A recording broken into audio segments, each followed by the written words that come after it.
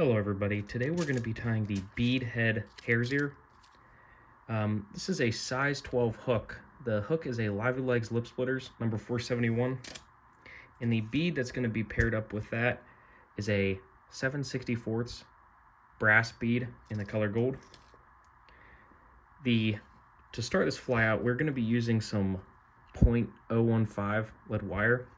The best way I've found is to pull out a good bit and just leave it sit on your desk. Just leave your spool sit flat on your desk, kind of like that.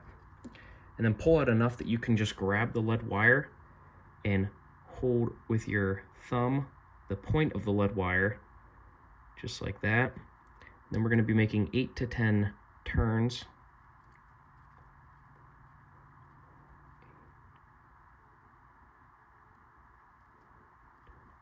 And then that's it, that's just 10 turns. And then I'm going to push this up towards the bead and helicopter this off, making sure you keep a little bit of pressure so it doesn't unwind while you're helicoptering it off. And then that little tag end, we're just gonna spin onto the end of that lead wire. It's pretty perfect right there. Maybe push that down. Yep, that's perfect. And then we're going to be taking the thread that we're going to be using. This is Danville 70 denier, 6/0 Flymaster waxed brown thread. Any brown thread will work around that 6/0 size. We're going to be starting right behind that lead wrap. I like to push it a little bit before I start my wraps.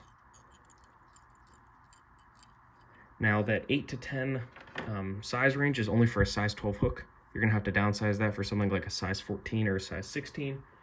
Size 14, I would say probably about that 6 to 8 wraps, and then a size 16, probably about that 4 to 6 wraps. Or maybe don't even use wraps for a size 16. The tail that we're going to be starting this fly off with is a pheasant tail. Just snip roughly 10 to 12 fibers off, keeping the tips matched up.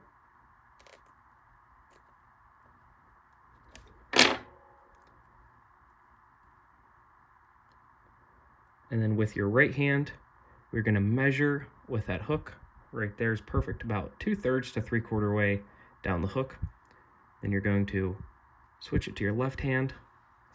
And as you can see, I need to bring this back to where the back end of the hook just goes to where the hook starts to fall down. And then I'm going to tie that in there like that, just once, twice, 3 times, 4 times. And now we're actually going to bring this up the fly the whole way to the bead. Really making sure that lead wire doesn't spin. We're going to keep this on the front edge of our hook. That's going to be our wing case. And then the next thing we are going to be using is some soft wire, small, in the color gold. We're going to cut about 8 to 10 inches off of that and take that piece of wire and tie it in on the side facing you, right behind that lead wire. Then we're just going to take it right to the tail.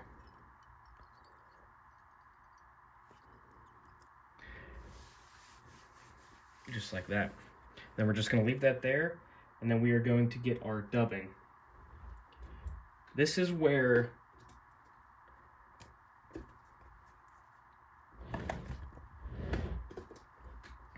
something like a hare's ear becomes pretty cool. You can switch the dubbing for kind of to match the natural mayfly nymphs in your area. I kind of came up with this little bit of a blend. This is actually a rabbit that I hunted myself. Not a hare, but a rabbit, just a cottontail rabbit. And I shaved the ears and I mixed it in with like a little bit of the store-bought hare's ear. Now that's all pretty advanced stuff. I mean, it doesn't probably make much of a difference, but it adds a little bit to it. So what you can do is just go out and buy, there's just hare's ear colored dubbing. It's a little bit more brown than this. This is pretty gray. So what we're gonna do is put a little bit of saliva on your thread and then take just a pinch. To start this fly off, we're gonna just give it just a pinch of dubbing so we have a nice natural taper up the fly. I do like quite a bit of guard hairs in mine, and then I'll just either trim them off or keep them. And then our dubbing noodle is just gonna start out pretty small up here, and then as we go down the thread, you're gonna want probably about a 3 to 4 inch dubbing loop just to start this out, then we will have to add more dubbing. But you're gonna wanna start it small at the top and pretty quickly, I can show my dubbing loop, pretty quickly get it thicker. And then we're gonna start that wrap just right behind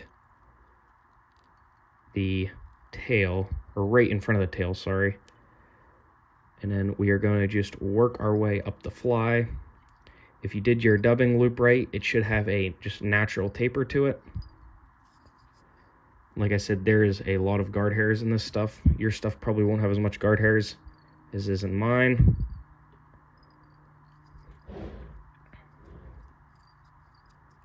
Let me spin that a little bit more. We are taking this the entire way up to the bead. I'm gonna need just a little bit more dubbing. The hare's ear is supposed to be pretty buggy looking. Okay, that's perfect. Let me rip some of those guard hairs out. And then we are going to take our gold wire and counter wrap it up.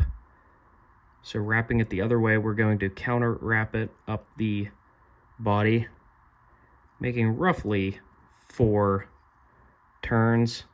We're still taking that the entire way up to the bead.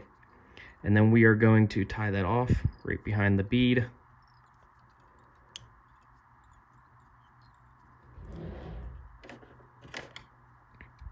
I'm going to snip mine off with scissors. You can helicopter yours.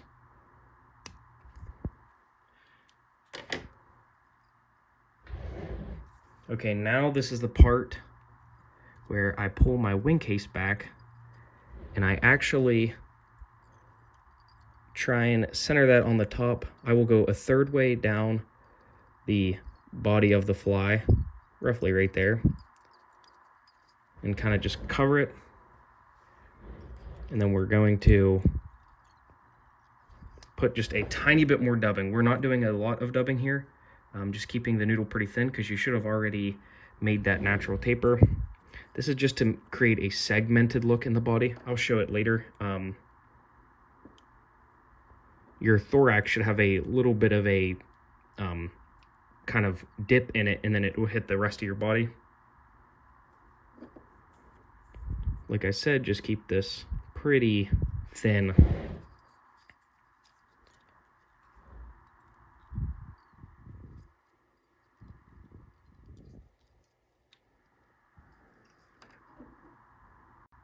But remember, you're probably going to have to add more dubbing, but it is easier to add just a little bit more dubbing than to take it off. So then we're going to fold this back up to the bead of the fly, making sure we're not pulling too tight so that wing case isn't super narrow, but just having a kind of just somewhat taut pulling it on that pheasant tail.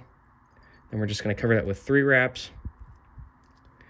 And then we are going to cut this off before we whip finish, as close as possible.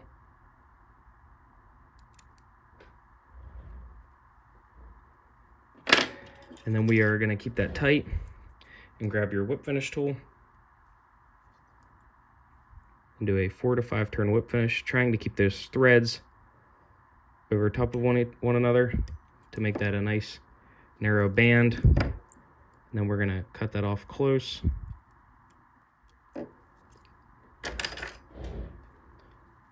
Like I said, this fly will get trimmed up. This is pretty buggy looking with all the guard hairs, but it absolutely will catch fish.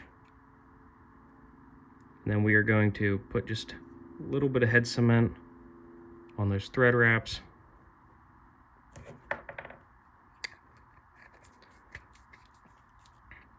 And then here is where you can kind of pick out these guard hairs.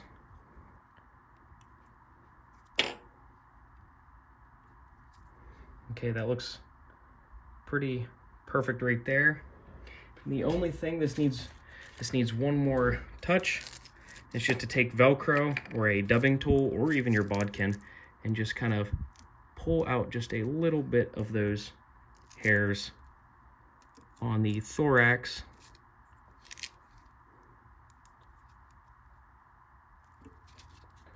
To kind of create almost the illusion of legs. This is more of just a fly tires touch to it. This isn't anything that's going to catch you more fish. The fish will also naturally pull out a lot of this dubbing. But yeah, that's about it. This is a classic. I mean, everybody knows how well the beadhead pheasant tail works. Not the pheasant tail, sorry, the beadhead hare's ear. Like I was talking about earlier, you can make your own hare's ear dubbing. This is a hare's ear that I mixed with some olive. You can make an olive one to match something like a BWO. The stuff you buy, now you can get it in any color there is, but the stuff you buy is going to be a lot more brown than this. There's nothing wrong with that. The hare's ear is one of those proven patterns that will catch fish everywhere and anywhere, no matter the time of year, no matter the water temperature.